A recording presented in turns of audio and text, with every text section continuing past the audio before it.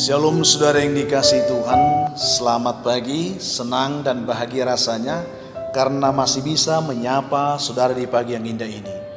Doa dan harapan saya bahwa saudara semua dalam keadaan sehat, dalam keadaan baik, penuh sukacita diberkati Tuhan untuk sepanjang hari ini. Saudara yang dikasihi Tuhan, sebelum kita memulai renungan ini, saya ingin mengajak saudara terlebih dahulu berdoa. Mari kita berdoa saudara. Bapa di surga, terima kasih untuk kebaikan Tuhan yang sudah menyertai kami sepanjang malam, juga sudah menganugerahkan kepada kami kehidupan yang baru pagi ini.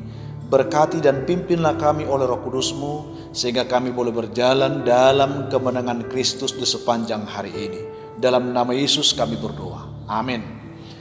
Saudaraku yang dikasihi Tuhan, firman Tuhan yang menjadi renungan kita pada pagi hari ini, saya siapkan kembali dari kitab Mazmur 34 ayat 20 saudara. Bunyinya demikian. Kemalangan orang benar banyak, tetapi Tuhan melepaskan dia dari semuanya itu. Itu yang akan kita renungkan saudara. Topik renungan kita pada pagi hari ini adalah jangan katakan mengapa harus aku Tuhan. Jangan katakan seperti itu saudara. Kenapa ini menjadi sebuah hal yang menarik untuk kita renungkan pada pagi hari ini? Karena yang banyak hal yang perlu kita pertanyakan dalam hidup ini. Tetapi jangan katakan, kenapa harus aku Tuhan? Itu yang perlu. Arthur Ashe saudara, dia adalah seorang petenis kulit hitam berkebangsaan Amerika. Ia adalah seorang yang sangat mencintai Tuhan. Juga seorang yang aktif dalam berbagai pelayanan di gereja. Arthur ini adalah petenis profesional Amerika pertama yang dapat merebut gelar Grand Slam, ya, suatu gelar yang paling bergengsi di dunia tenis.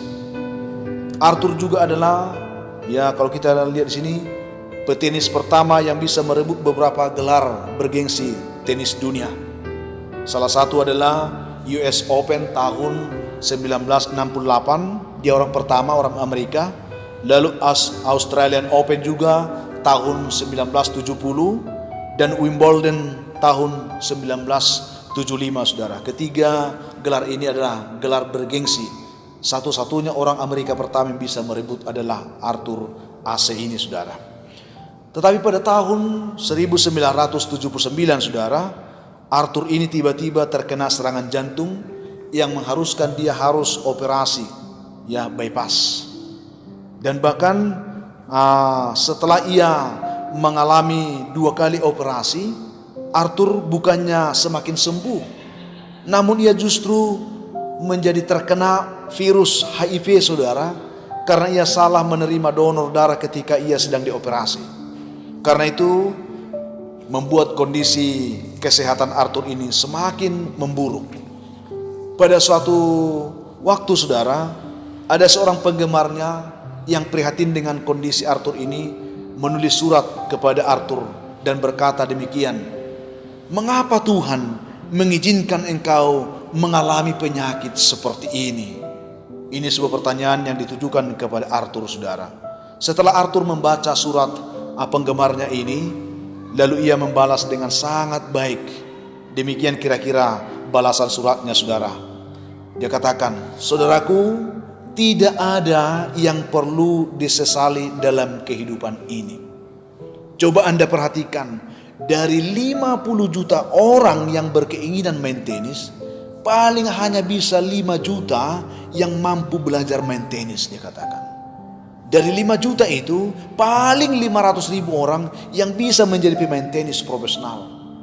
Dari 500 ribu itu, paling dikatakan di sini saudara, ya, 50 ribu orang mungkin pernah datang ke arena untuk bertanding. Dari 50 ribu itu paling hanya 5 ribu orang lah yang bisa mengikuti turnamen Grand Slam. Dan dari situ 50 orang mungkin yang bisa sampai ke Wimbledon. Dan dari situ 4 orang masuk semifinal, 2 orang masuk final, dan hanya 1 juara katanya. Itu saudara yang dikatakan, ya. Lalu Arthur melanjutkan dan berkata demikian. Dan ketika saya mengangkat trofi Wimbledon itu, saya tidak pernah berkata, mengapa harus aku Tuhan? Tidak pernah aku katakan seperti itu. Ya. Jadi ketika sekarang pun saya menghadapi situasi sulit karena penyakit ini, saya tidak akan pernah bertanya hal itu kepada Tuhan. Saya tidak akan katakan, mengapa harus aku yang sakit Tuhan. Itu yang dikatakan. Saudaraku yang dikasihi Tuhan Yesus Kristus, betapa sering kita diperhadapkan dengan situasi-situasi sulit dalam kehidupan seperti ini, di mana kita selalu berkeinginan supaya Tuhan senantiasa menempatkan kita di posisi yang selalu baik, di posisi yang selalu meraih kesuksesan, di posisi yang selalu menyenangkan. Ketika kita mengalami keadaan yang terbalik, itu biasanya membuat kita banyak yang akhirnya mulai bertanya seperti ini, mengapa Tuhan? Tetapi ketika kita dalam posisi baik, sukses dan berhasil, kita tidak pernah bertanya, mengapa aku harus berhasil Tuhan? Dan bahkan banyak di antara kita yang pada akhirnya melupakan Tuhan di sana. Saudaraku yang dikasihi Tuhan, mengapa kita mengalami kesulitan, kegagalan, kesuksesan? Kita mempertanyakannya kepada Tuhan, mengapa aku harus gagal? Lalu ketika engkau berhasil, engkau tidak bertanya, mengapa aku harus berhasil? Ada kepincangan dalam kehidupan seperti itu, saudara. Arthur Ase ini menjadi suatu teladan iman yang luar biasa. Sebagai orang sangat mencintai Tuhan, yang mengasihi Tuhan. Dia tidak hanya mencintai Tuhan ketika dia berhasil, tetapi ketika maut hendak menjemput dirinya pun, dia tidak akan pernah menyesali keadaan itu. Dan dia selalu bersyukur, saudara. Itu yang perlu kita renungkan. Sehingga marilah membuka hati di hadapan Tuhan, saudara. Kita mengizinkan Tuhan melakukan apapun yang diinginkan Tuhan dalam kehidupan kita, tanpa harus mempertanyakan. Tidak ada bejana yang pernah bertanya kepada pembuatnya, mengapa kau harus dibuat seperti ini? Tetapi yang pasti masing-masing bejana itu, saudara, ditentukan oleh pembuatnya sendiri untuk kehendak dan keinginannya. Kalau Tuhan mengizinkan kita sedang mengalami pergumulan saat ini, tentu kita harus bersyukur. Karena di tengah pergumulan apapun yang kita hadapi, ada rencana Tuhan yang indah yang hendak dilakukannya kepada kita. Itu yang kita harus peroleh, saudara. Ini yang menjadi penghiburan bagi kita. Sebagaimana pemazmur berkata, Tuhan itu dekat kepada orang-orang yang patah hati, dan Ia menyelamatkan orang-orang yang remuk jiwanya. Jadi tidak selamanya ketika orang patah hati, ketika kita mengalami remuk jiwa, kita akan binasa. Justru itu akan menjadi sebuah kekuatan yang dapat memampukan kita bisa melihat penghiburan, kekuatan, pertolongan Tuhan yang meneguhkan iman percaya kita. Itu yang ingin saya sampaikan, saudara. Sehingga apapun yang saudara hadapi saat ini, apakah itu pergumulan sakit penyakit, apakah itu pergumulan ekonomi, apakah itu pergumulan rumah tangga, jangan pernah tanyakan, mengapa harus aku yang bergumul Tuhan? Tetapi bersyukurlah, karena dalam pengucapan syukur kita itulah kita akan bisa melihat kasih Tuhan akan semakin dinyatakan. Tuhan menolong dan memberkati kita semua, sehingga dengan pertolongan Roh Kudus kita dikuatkan dan mampu menghadapi situasi apapun tanpa harus menggugat Tuhan dalam segala keputusan yang Ia buat dalam kehidupan kita. Tentunya jika kita setia, maka hal itu akan menjadi kebaikan, maka hal itu akan menjadi sukacita bagi kehidupan kita. Karena firman Tuhan katakan, Allah turut bekerja dalam segala sesuatu untuk mendatangkan kebaikan bagi mereka yang mengasihi Tuhan. Apakah saudara semakin mencintai Tuhan dengan pergumulanmu? Apakah engkau semakin mengasihi Tuhan dengan persoalan yang datang kepadamu? Jika iya, engkau pasti akan bisa melihat rencana kebaikan Tuhan dalam setiap persoalan hidup saudara saat ini. Tuhan memberkati kita semuanya. Kita berdoa. Tuhan Yesus, terima kasih untuk kebaikan-Mu yang menyapa kami pada pagi hari lewat kebenaran firman Tuhan yang kami renungkan. Tuntun kami Tuhan, supaya kami boleh mengerti setiap rencana-Mu itu indah bagi kami. Walaupun terkadang kami sulit untuk mengerti, tetapi kami tahu Tuhan turut bekerja dalam segala sesuatunya itu untuk mendatangkan kebaikan bagi kami.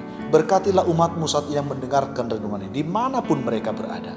Yang lemah Tuhan kuatkan, yang berbeban berat Tuhan berikan kelegaan, yang putus asa berikan mereka pengharapan. Terkhusus hamba doakan anak-anak Tuhan yang sedang dalam pergumulan sakit penyakit. Topang mereka Tuhan hari ini, mampukan mereka untuk berharap. Kuatkan mereka, pulihkan segala kutuk sakit penyakit yang mengikat tubuh mereka. Apapun penyakit mereka Tuhan bebaskan. Dan yang bergumul untuk keadaan ekonomi karena pekerjaan yang di PHK, yang sedang mencari pekerjaan, biarlah mereka dituntun oleh Tuhan mendapatkan pekerjaan yang baik yang menopang hidup mereka. yang bergumul dalam pendidikan secara khusus anak-anak kami, baik yang sedang belajar di rumah karena masa pandemi COVID-19 ini, beri mereka semangat belajar. Anak-anak kami yang sedang bergumul untuk penyelesaian tahap skripsi mereka di perguruan tinggi, Tuhan tolong mereka hari ini supaya mereka dapat memperoleh jalan keluar. Hamba doakan juga anak Tuhan yang sedang terikat dengan kuasa gelap, biar mereka ditolong dibebaskan dalam nama Tuhan Yesus. Hamba doakan yang sedang mencari jodoh, berikan mereka kesempatan menemukan jodoh mereka yang mengharapkan keturunan Tuhan. Berikanlah mereka kesempatan, berkati buah kandungan mereka sehingga mereka memperoleh keturunan yang baik dari Tuhan. Masih banyak anak-anakmu saat ini yang mendengarkan renungan ini, yang mendengarkan doa ini, sedang berharap akan pertolongan Tuhan. Hamba doakan mereka, berkatilah mereka oleh kasih-Mu Tuhan. Di dalam nama Tuhan Yesus kami berdoa. Amin. Saudaraku yang dikasihi Tuhan, apapun kondisi kehidupan yang mungkin saudara akan hadapi hari ini, saya hanya ingin katakan tetaplah saudara semangat, jadilah kuat saudara, bersukacitalah senantiasa, dan mengucap syukurlah atas segala sesuatu. Karena itu pasti dikehendaki Tuhan dari kehidupan saudara. Kalau saudara mempunyai beban, pergumulan hidup yang berat, dan saudara rindu didoakan, hubungi kami saudara di nomor telepon yang tertera di layar saudara. Kami siap membantu mendukung saudara dalam doa. Akhirnya saya Pendeta Linti Dongoran, Pendeta GKP Jemaat Khusus Valesan Medan, menyampaikan sampai jumpa di kesempatan lain. Tuhan memberkati saudara. Shalom.